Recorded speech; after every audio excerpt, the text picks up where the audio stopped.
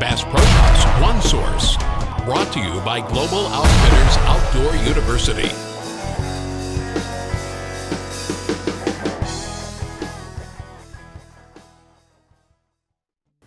Hello, Sam Hall here with Global Outfitters Outdoor University, and I have the pleasure of talking with Jake Utsey down here at Water Valley Lodge in the heart or in the Black Belt. And so we're going to learn a little bit more today about the Black Belt. Hey Jake, thanks for having me. Glad you're here.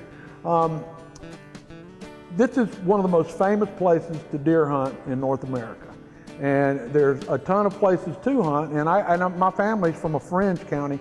I want to learn a little bit more about the Black Belt. So tell us a few things about it, where we understand the soil content, where it came from, and what's the geography of it.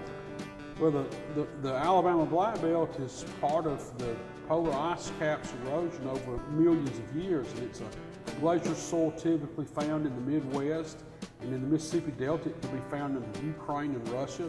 There's millions and millions and millions of years of the polar ice caps melting and the resulting erosion traveling over the edge of the world and heading south. And it's found in this part of the world starting in northeast Mississippi, and it comes down the Mississippi-Alabama line and turns to the southeast about Pickens County, okay, Alabama, in that general area, and heads to south of Montgomery.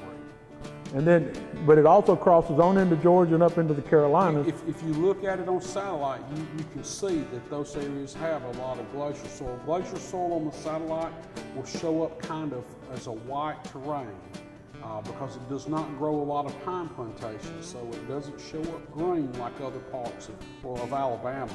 Okay, now, and you and I talked about that a little earlier, the type of trees that do grow here versus good soil for pine. Tell us about that. Well, pine trees need a lot of acid, and typical prairie soil does not have a lot of acid, so you won't find plantations in prairie soil or the type of soil found in the Black Belt.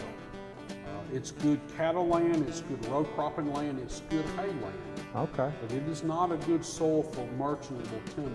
All right, so then relate the soil in the Black Belt and tell people why that grows, or why some people call it the antler belt, why it grows good horns. Well, it grows good horns because of the high pH, the amount of lime content. It also coupled with the fact that there's heavy agriculture, lots of fertilizer, lots of work with cattle. It's in the soil. It's the type of nutrients found in the soil that help deer grow to full potential. Okay. In the Alabama Black Belt. All right, now let's break the Alabama Black Belt down into the area that you're in. You've mentioned that you're on the Choctaw County's on the edge of the Black Belt, and you've told me that there's as many as 3 different types of soils just in this county, or didn't you say something like that? Well, you'll find a sandy coastal plain, and then you'll find a lot of red clay here, of course a lot of dark topsoil, but we also have the prairie land of the Black Belt here as well. Okay. So Choctaw County, then is it considered part of the Black Belt, or is it on the fringe of the Black Belt? Well, it's considered part of the Black Belt historically, geographically, and politically. But geographically, I mean, when you look at the map, it's attached to the Black Belt.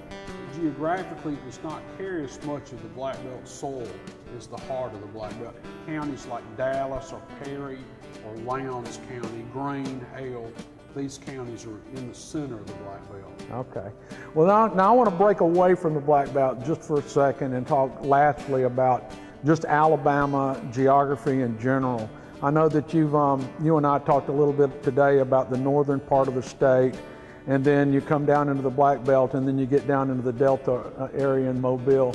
Tell me a little bit about your thought process on why those different geographic areas are set up like they are, and how they are, and why Alabama is so vast in the different terrains it has.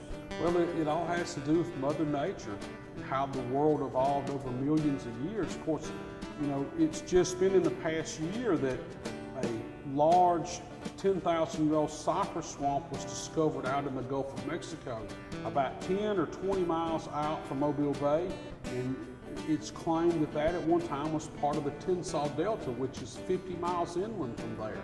Wow. And so, you know, it's just part of the evolutionary process that we live in on Earth. This part of Alabama was underwater.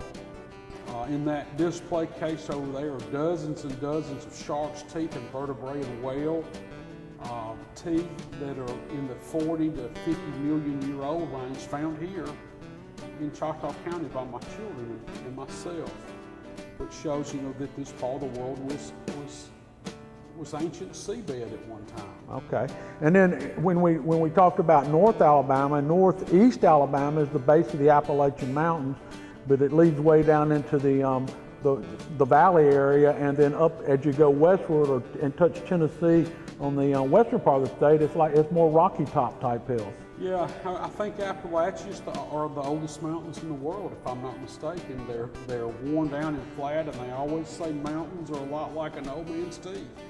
That they're more bare and they're smoother, and the more worn down, the older they are, and the sharper and the more pointy and the taller, the younger they are. And I've read and also been told that Appalachia are the oldest mountains in the world, but I can't verify that. But it does go along with what old mountains are and what they look like. Sure. Smooth and worn down. Okay. Well, listen, Jake, thank you very much. It's a pleasure always talking to you. Water Valley Lodge in the Black Belt of Alabama, whether you're quail hunting, deer hunting, you know, just the ambiance of the area, and having a historian as a host here like Jake and Pia Utsi, you're surely going to enjoy yourself. So listen, thank you. We hope you learned a little bit here on Global Outfitters Outdoor University, and we'll see you next time, hoping you become a better outdoorsman.